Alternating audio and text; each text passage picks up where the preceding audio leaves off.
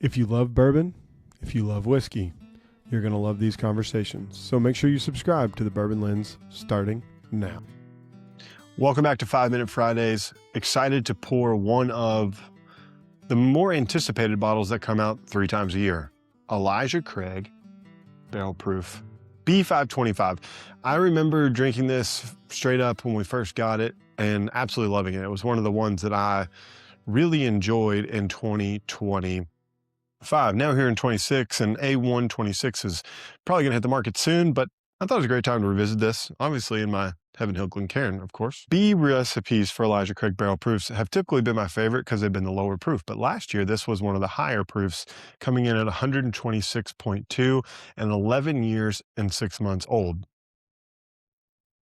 On the nose, this is traditional Heaven Hill. It is a little bit of cocoa powder, vanilla, a little bit of nuttiness,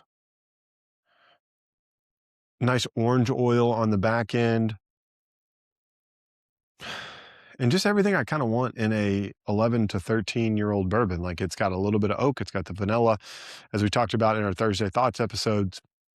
This gives you that traditional bourbon flavor, and as my podcast partner always says, this is what traditional bourbon feels like to both of us, really, in a lot of ways. So let's dive in. On the palate, that nuttiness comes forward, a little bit of that corn sweetness, and then it fades to this really dark, rich chocolate oak and just like woody funk that reminds me of a rick house. And it's a really complex and easy sipping, nearly 12-year-old product. And I think this is what quintessential Elijah Craig is, or quintessential Heaven Hill. Going back in for one more pour because first one was really enjoyable. I think this was the best of the Elijah Craigs last year. And I now am on the search for the Elijah Craig Rye Barrel Proofs. But for the bourbons that came out last year, you're going to be hard pressed to beat Elijah Craig B525. Excited to see what A126, B526, and C926 taste like this year. But if you're looking for a bottle and you see one of these laying on the shelf, grab one. You won't be disappointed. And until next time, cheers. Thank you for listening to this episode of The Bourbon Lens. If you want more exclusive content, go over to patreon.com/Bourbon Lens and join our growing community.